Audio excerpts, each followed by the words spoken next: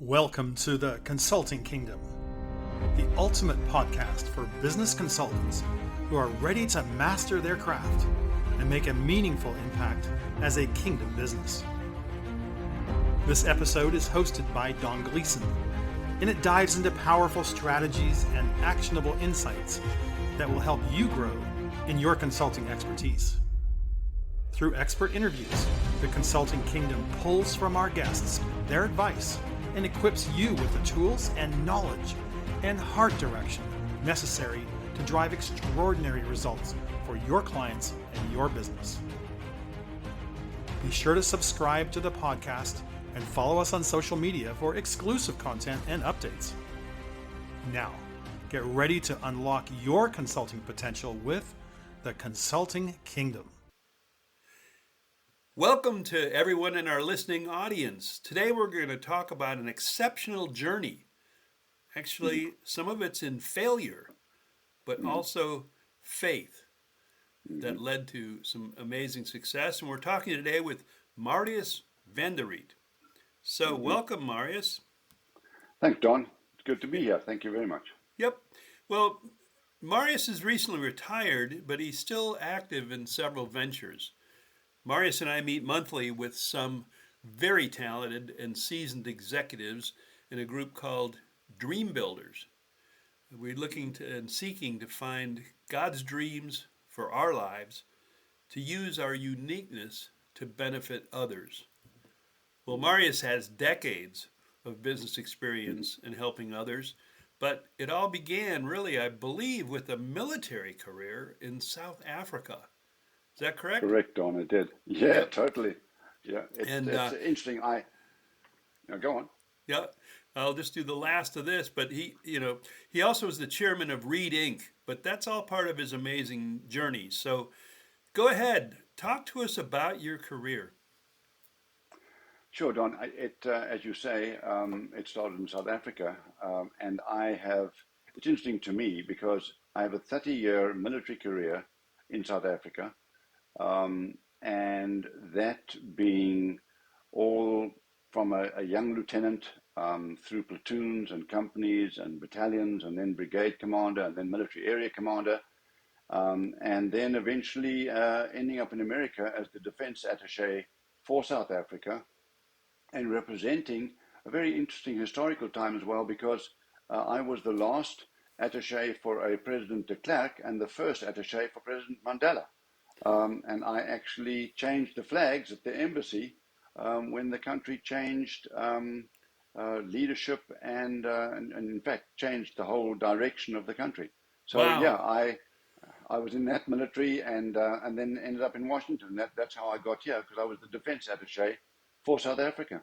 Mm-hmm. Wow, that you lived one of the most interesting times, and were there a lot of people in the day. Because I've followed some of the history in the apartheid years, etc. And I remember I was in the travel business and things, and I know a lot of people boycotted and didn't want to have even tourism or anything to do with South Africa in the day.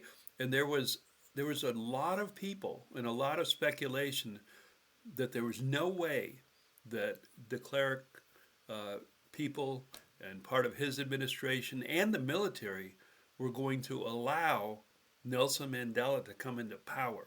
Was that correct? Yeah. There was that speculation. And the other part of the joy of my career is that I was, as a senior commander, part of the senior command in the Defense Force that discussed this thing. And I remember very well one of the generals saying, guys, here's the deal. We, as the military, are completely loyal and we support the government in power. One does not support a political party. And so therefore, when President Mandela comes into power, we will completely and utterly support him and his government. And there will be no talk of a coup at any time. And in fact, when I was then the defense attaché in the Pentagon, obviously Director of Intelligence and those guys called me and said, hey, Marius, we think that there's a 30% chance of a coup. what do you think? And I told them that story. I said, there's going to be nothing. There's going to be no bloodshed. There's going to be no coup. There's going to be no nothing like that. It has already been decided, and I was actually in that meeting, and it was exactly that. It was a peaceful transition. Yeah, interesting times. Oh, you were such a part of history, and I'm sure your presence and agreement with your other comrades, etc., that you made it happen. You were part of what made that happen, that transition. And it was time, wasn't it? It was time. Oh, it was very much time, and I mean, this is not obviously a political discussion at all, but for me, certainly, it was time. The policies had run their course, and it was time to change, and the change came. And you found, But of course, so then you go found on. yourself in Washington, right? Yes, so then I was appointed as the defense attaché. Basically, that means that you represent the South African military in all its forms in in America. And so I worked with the Pentagon. I worked with the Secretary of Defense, parts of his organization, and I spent 4 years doing that and Wow. representing that. And in fact, one of the joys to me was that I was eventually um, given the Legion of Merit medal by the Americans for my work between South Africa and America. You know, sort of like past history, and it's like years back. It's like a different life. Strange stuff. Oh, and you then didn't you leave the military after what, 24 years or so, somewhere in that time? I left very close to 30 years, yes. Um, a 30-year career in the military, and I then left because I had been offered a job here in the United States. And as things were changing, I realized that my career wouldn't be the same there, and for my children and all the things that were happening. And so we decided to immigrate to America, and we did that. And so I started from scratch here in 1994. Wow. What was your first business? What did you do for work, and how did that happen? Well, I was sponsored by a group called Rooney Group International, a guy called Jim Rooney, and he was a lobbyist. Fascinating job in Washington, D.C., you can imagine. And I was appointed as the director of international business development because all the sanctions were changing against South Africa, and so I helped him open some significant doors into South Hmm. Africa and also in the Pacific Rim, and so that's how I started. But I realized after literally a year that I was too old to create a pension. I had lost my pension from South Africa, and so I had to recreate a pension. And so I decided to head out and try and start business by myself, which I did. Crazy, What was the crazy. first business you started? I started importing coffee and cocoa out of Sierra Leone, and I was up to about 7 containers, and there was a coup, and it destroyed the business, and so I started again. And so, in fact, Don, I had 4 failures like that over a time of 9 years of starting something, Ouch. getting financing for it, um, trying it, and then through extension, other circumstances, extenuating circumstances, um, failed and simply started again, and so and eventually succeeded in creating a company, an international security company. How did your faith play a part in your journey? You've been a man of faith from early Mm-hmm. on. So how did that play during failure? Did you feel sometimes like Job, or what? Here failure, try, succeed, and it didn't work Yeah, 4 or 5 times. yeah, yeah. Interesting. I always, as you know, we are both men of faith, and I had given my life specifically to the Lord already on War College back in the day in South Africa, and sort of laid my career and my life out. And then when we got to the States, it was interesting. I went to a Thanksgiving dinner um, at the very end of my defense attaché tenure in November. And at Hmm. that dinner, there was a little pantomime about how the pilgrims and the Indians and how they helped each other and all that sort of stuff. and in front of every plate setting, there were 5 little kernels of corn. And the story was of how those bits of corn, how they planted it and how they made a new life. And so I took my little 5 kernels of corn home, and I sat my family down, and we literally said to each other, okay, Lord, we're starting in this brand new country as new pilgrims and of pilgrims of faith. And so if you can give us more than these 5 kernels of corn, we will have no room to complain, and we know you're looking after us. And if you give us less, then we can complain. And the whole family knew that. And so, in fact, the family moved forward into America as new pilgrims with our little 5 kernels of corn. And we felt that this was the Lord's plan, and so we went for it. How old were your kiddos in that day? I think, what, They you have were, three kids? yes, 3 kids, and they were at that time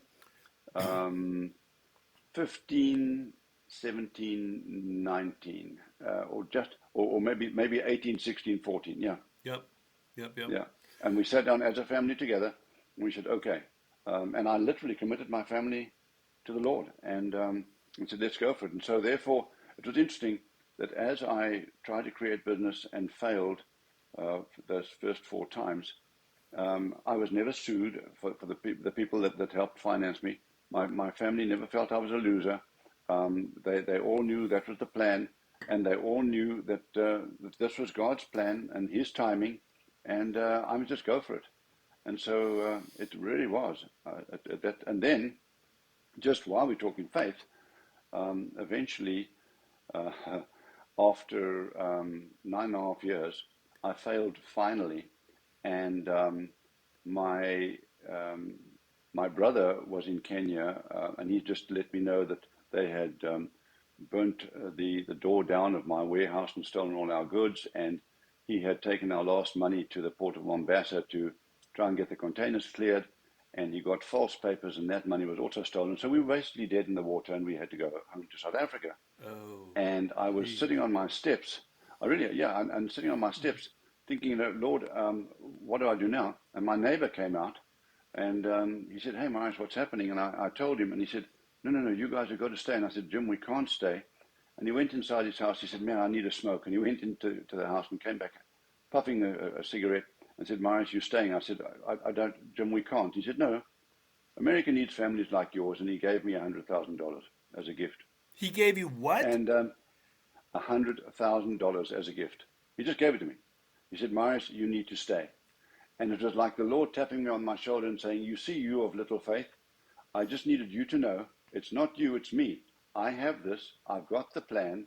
You are supposed to be in America. Wow. And we continued. And shortly after that, I created a company called Riet International, which turned into an international security company in 4 different countries and different continents. Crazy stuff. You had a background in in military and logistics and things. So when somebody comes to you and says, "Hey, we got business people that need to go to now," in the day, it was probably Iraq, and then I'm guessing Afghanistan and parts of the Middle East and things. Yeah, but totally. security was paramount. And how do you handle the logistics of all that? And I think I remember hearing you say, "Hey, I know some guys." So did you have a formal company in the beginning, or you had a business plan and you put it in front of investors and you did all these things, and then it just went from boom, boom, boom, because it was all super organized and all planned out, right? You wish, right? Yeah, you wish. So, in fact, America was just moving into Iraq, and they were going to come out of Turkey into Iraq, and I was invited to because they needed some logisticians. And I knew something about logistics, and I remember standing up in the front at this one office and looking at the map, and they were saying, yes, the troops are going to come out of Turkey, and we've got to follow them in. And so I said, well, if you've got to do that, see over there, you must have a logistics base, and then over there you've got to do that, and then you've got to go and get some Peshmerga, and then you've got to have a freight forwarders there. They said, Marius, how do you know all that? And I thought to myself, because I've failed at doing this 4 times over 9 years, but I've also got the military background of knowing how to run an operation like this.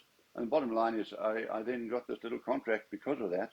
And again, it was like the Lord saying to me, you see, Marius, I just needed to get you through all these 9 years of failure to understand and be in front of this map at this time for you to be able to explain all this and to actually go. And so I went to Iraq on that little contract, and I didn't come home for 3 years. Wow. Wow. Yeah, and I created a company out there, and we started with 6 people, and then 800 people, and then eventually it was close to 4,000 people in Iraq and Afghanistan and in Mogadishu and in all over the place. Wow. Wow. Yeah. That's an amazing journey. And the fact that somebody, I think, do you think that God was sending you fish and when you needed it and the fish had a coin in its mouth? Right? I do know this, Don, that I couldn't have done it on my own. And of course, I had a daughter who supported me in this whole thing throughout. And I had a team, and I had, and the team, some from South Africa, some from America, from all over the place eventually. But I do know that I stepped forward in faith, knowing that the Lord had this. I mean, Don, I was so close 3 or 4 times in Iraq from being blown out of a hostel or attacked on the road or things, and somehow stayed safe, and somehow I just knew the Lord's plan was this, and it's His timing, and I rested in that. I honestly did, and then in fact another little story. The day that there was a possibility that I could win this little 6-man contract of logistics, before I actually stood in front of that map that day, I was showering in the morning, and I leant my head against the shower wall, and I said, Lord, I have failed 4 times. I've messed things up every time. If this is the one, it's yours, not mine. I'll be a good steward of it, but this is yours. And I left to that company for that. And I won the little contract, and literally, I mean, it almost sounds like prosperity Gospel. theology, and it isn't. But the fact it turned into, over a number of years, turned into this company all over the world, with millions of dollars of contracts, and people, Indonesian, Fijian, Filipino, Ugandan, Australian, British, American, South African people. I got them from all over the world there, and we created this company, and it's just amazing stuff. And it was his, it still is. Wow. Well, you've worked with a lot of people in not only your military days, and I believe your father was, amazing in the military as well. You've seen a lot of excellent leaders over many years. What are some of the qualities or attributes you've most admired and tried to emulate as you watch these leaders? Yeah, Don, I think the very first thing is planning and being very, very focused and intentional. I saw that, and I've read that, and I've practiced that, and I saw that in the military back home, and I've seen it in business here. And the other thing that I really have tried to emulate and have learned a lot about is that real leadership is not about what you're doing or what you get out of it, but it is how to create a team that does the best they can, and how your team, can really thrive. Because if they thrive, and you can build a team of thriving people who have synergy, in other words, the group is better than the best individual, that to me is leadership. And that's what I've learned that, I've practiced that. I've had thousands of people working with me, and it works every time. So it sounds like you're really saying is that the role of the leader, and you certainly led from the top in a lot of areas and places that you were, but your thinking is it's not about making followers, it's about creating other leaders. It's about replication. Is that right? Absolutely, and it is creating the space, the environment, the opportunity of those that you are leading, for them to do their best and thrive, and for them to reach their goals through what they're doing with you and for you. It's amazing. I remember one of the things, for instance, in Iraq, one of my country managers was saying, Marius, we got to get more loyalty from these guys because some of them are seeking contracts just because they can get a little bit more here, a little bit more there. And I said, no, I must earn their loyalty through what I give them here, because their loyalty, in fact, is to their families. Their need is to get enough money here under these very dangerous circumstances to support their families back home, for their families, their standard of living there, their education there. So their loyalty must be to their family, and I must complement that. Wow. And it worked. Yeah. Well, you have a little tiny family that you kind of work with here today. So describe your current situation with your family. What, you got a few grandkids out there, or what's it like? Yeah, you know that it's fabulous. I have 3 children and I have 14 grandkiddos, and of those grandkiddos, 4 are adopted from Ethiopia. A sibling, 4 children, 2 boys, 2 girls, and it took about a 3.5 year process to get them here, and it was going to be 1 little girl, and then it was going to be 2 little girls, because we found out she had a sister, and my son adopted these 4, and then we found that they had 2 brothers, so we found homes for the 2 brothers, and then the government said to us, no, if you're taking these children, we're not splitting the family, so either you take all 4 or you take nothing. And so my son decided to take all 4, and so he doubled his family size from 4 children to 8 children, and our grandkiddos from 10 to 14, and they are thriving. It's been quite a journey. Of course, adoption's always there's ups and downs, but it's been quite a journey, and we all live within 15 minutes of each other here in Orlando, and it's been a total blessing. Thanksgiving's got to be fun at your house. Always it. Oh, I tell you what, it's wonderful, and it's very, very much. It's one of the American family traditions that we love. And of course, now we're all citizens. We all love this country, and all the grandkiddos and the 4 Ethiopians, they're all Americans, and yeah, it's wonderful. So it's a total blessing. So did you ever at Thanksgiving ever pull out those kernels of corn again? Every year, every single year, and those kernels of corn, they're now 32 years old, and they never rotted, and I have them in a little leather pouch, and the children all know, and they all wait in expectation, and we pour the little kernels of corn onto the table, and we tell the story, about pilgrims to this wonderful land and the gift of America. It really is. It's a gift. That's so cool. Yeah. Excellent. So what does your son do? What's he up to? He's a pastor. Yeah, he's a pastor of a church. He studied theology, and then, like we did with the company, we started from scratch. So did he, and he built a church over the years. It's now 22 years old, and it's a church here in Winter Garden, Florida, called Mosaic, and it's turned into a large church now. He'd always sort of thought he'd be a small church pastor, but it didn't turn out that way. I think the Lord had other plans. And so they have a lovely, thriving, big church. They have 52 partners all over the world. They support a lot of stuff. They support foster care and adoption.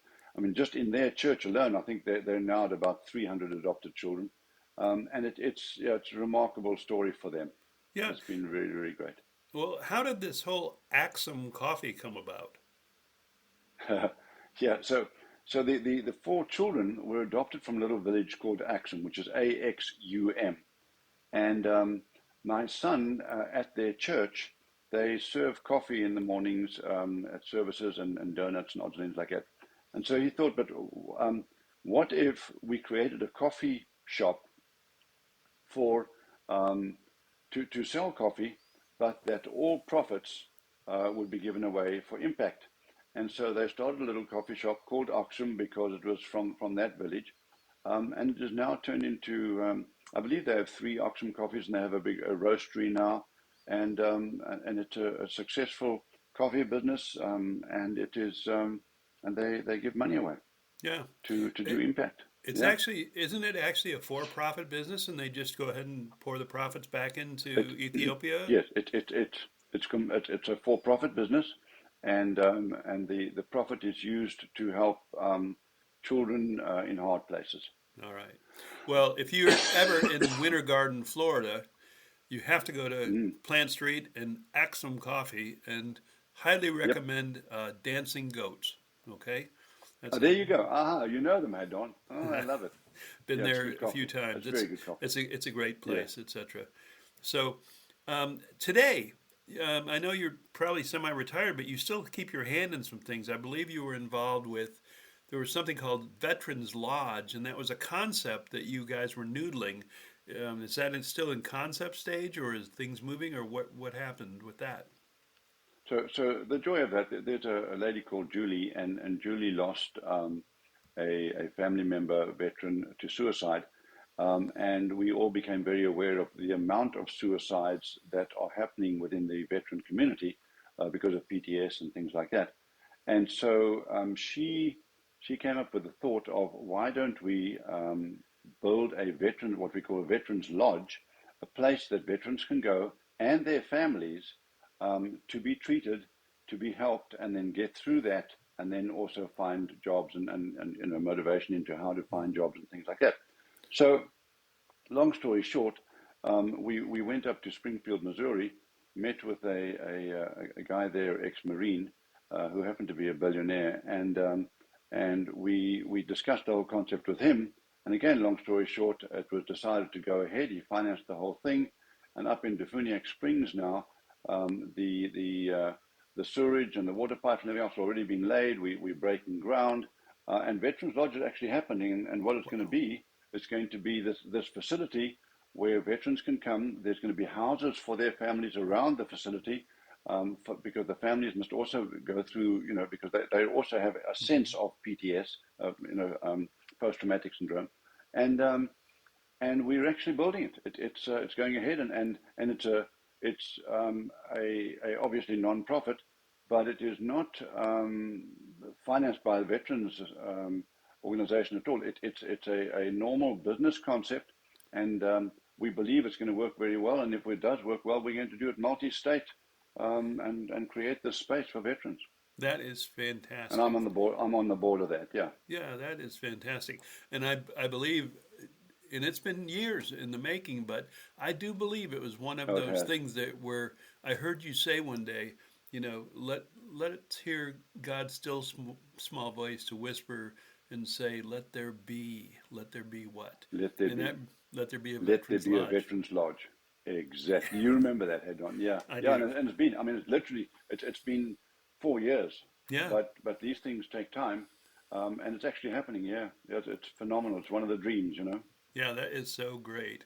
So, what are a couple of things that I know you mentor through your church and other people, and people come to you for advice all the time. I think your calendar gets pretty Mm. full with phone calls and people. But what are some key Well, skills or I enjoy mentoring. You know. Mm. yeah? So, what are some key skills, attributes, or talents you would advise anybody at whatever stage in their career to develop or continue to develop?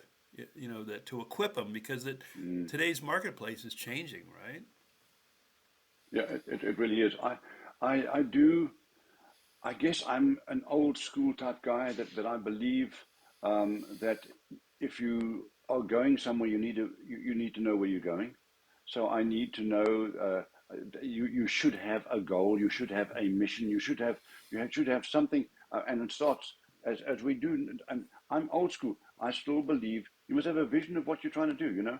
Um, and then I um, I always believed in management by objectives, and I've changed that now in the sense of it doesn't have to be all exactly objective planned and things, but you must be intentional. You've got to keep moving forward with intention towards that specific vision or mission, and your group must all be aware of exactly what that is, so that they all have the. I call it the why, and of course in the management books as well. You must know what your why is, You must know why we're building a Veterans Lodge. You must know why we have got a security company. You must. So those things, very much. And intentionality is huge.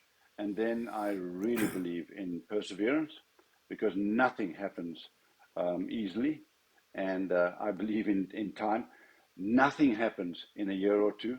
It's all 5 to 10 years. I mean, really, guys, it's never like that, and you know that, Don. I mean, it takes years to create a company, a successful thing. It takes years to excuse me, to create your own successful self. I mean, it's a process.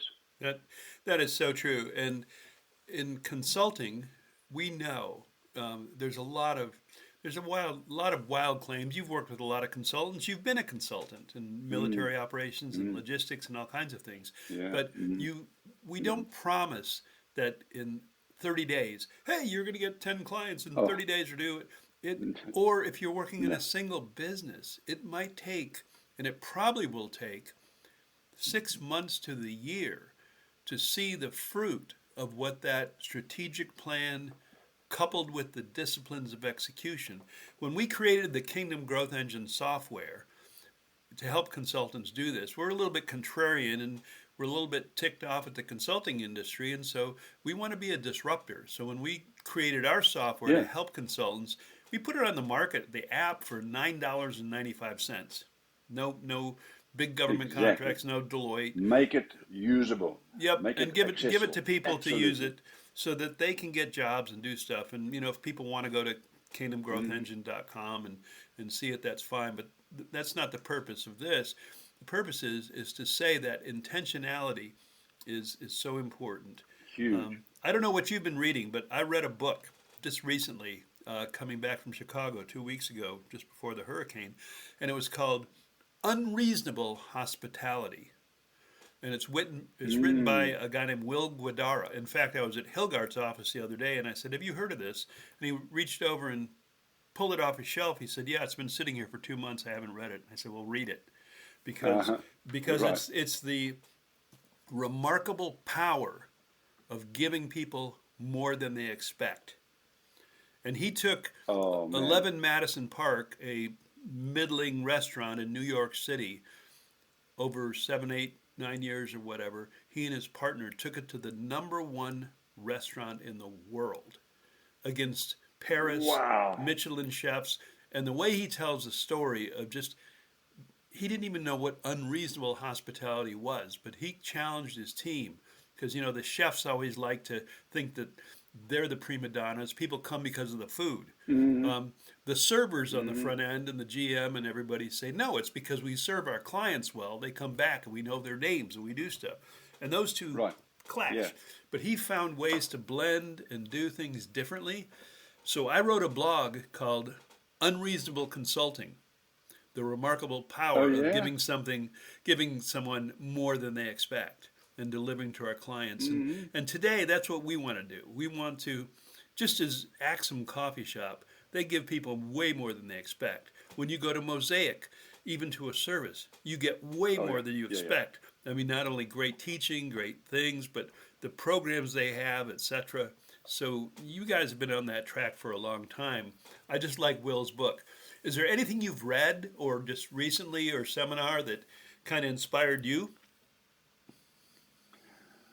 Well, that's interesting because I'm very interested in leadership. I'm very interested in good management. And so I still read books like it. I've just read very recently Extreme Ownership by Jocko Willink. And it's typically a SEAL team guy and how he puts that into practice. I've just read Making Your Bed, the admiral I who you've seen that, love and it. he made a speech of it and turned it into a book. I mean, phenomenal stuff. Um, and then 21 Irrefutable Laws of Leadership by John Maxwell. I mean, I've just read that just recently. But also, is what's been interesting to me is that um, I have one of my grandchildren has dyslexia, and so I've also been reading books on dyslexia and what that's all about. I love the inquisitive of it all, the understanding of new things. And I'm also actually reading some stuff about how to make sure that your full body, brain, everything else. Because hey, being 75, that interests me now. Of how do you make sure that your brain is good and that you can exercise your brain and what you can eat and how you can do it and socialization. So I love this stuff, you know. So Yeah. yes, lots of different books. Being a lifelong learner is so important, and not only keep fresh but keep current and all of that. So yeah, I love to read, Yeah, and exactly. it's a wonderful thing when although I know you told me you were reading the relentless or elimination of hurry. Just the Yeah, of elimination of hurry. hurry, but Yes, you good were book. doing an audio version of it and setting it on fast speed. And I Doesn't that kind of defeat the and purpose? immediately put it on 1.3. And It's in fact, terrible. I got that from a guy at Dream Builders, the same organization we both belong to, Yeah. and I loved the book, and I suddenly realized I'm listening to this, I'm hurrying through the book, Well, and it defeats the purpose. So I slowed it down to normal timing. okay. Well, I'm glad you did because Elimination of Hurry, I bought it 2 months ago, probably when you did, and it's sitting on my shelf. I haven't opened it, so I'm eliminating the hurry of it, but I do want to read it. So that's so important. So Well, hey, Marius, Don, Marius, a it's little tip: get it into an audiobook and listen to it in the car. It's great fun. yeah, that Anyway, sounds yeah. great. Well, listen, this has been such a delight to talk to you today. I know, there's lots of people that do want to reach out. If somebody does want to reach out to you, is the best way? Are you on LinkedIn, or do you like email, or if somebody wants to just have questions or I'm, whatever? I'm on I'm on LinkedIn, but my email is this: John John Marius Marius. So John Marius, one word, dot VDR for Vanderit at gmail.com. And I really will respond to emails. Um, I, uh, I mean, my phone number, I don't mind giving my phone number out. I enjoy mentoring. I enjoy talking to people. I enjoy hearing advice and giving some advice. So my phone number is 703-801-9923. Oh, Text me. Say I, hello. Marius, that is so generous and gracious of you. You're a part of history in the first half of your life as you see it. I think you were, I don't know, if I was making a movie about you, I'd probably say my Forrest Gump life, because you were there. I You were hear there you. in the middle of it. And Yeah, then yeah. and the beautiful thing about it is, and having one of your grandsons on the lake and teaching him how to sail and getting to know your family, etc. Mm, It's so fun you to were see there. them grow Uh-huh. up, and to see the Yeah, people that they yeah. become. So, best to Mm. you and all your family. No, Many thanks. blessings on that. Have a wonderful Thanksgiving. Bring out the corn. I certainly will, Don. Thank you very much, and thanks for the opportunity of chatting to you. I always enjoy that, and and I love your knowledge on leadership and on management and all the things and all the books that you've given me. So thank you, my friend. All right. I enjoy our friendship. Well, we'll continue the conversation. So, have a great rest of the week. Thanks, my friend. Okay, you too. Thank you for tuning in to this episode of the Consulting Kingdom. You've discovered valuable insights and strategies to enhance your consulting practice and to make a meaningful kingdom impact in your corner of the world. If you enjoyed today's episode, please subscribe, rate, and review the podcast on your favorite platform. Your feedback helps us to reach more consultants like you. To experience the Kingdom Growth Engine software firsthand and to stay connected, follow us on social media and visit our website at kingdomgrowthengine.com. Until next time, continue practicing your consulting skills, offer your assistance generously, bring value wherever you go, and serve with the heart of a king. Cheers!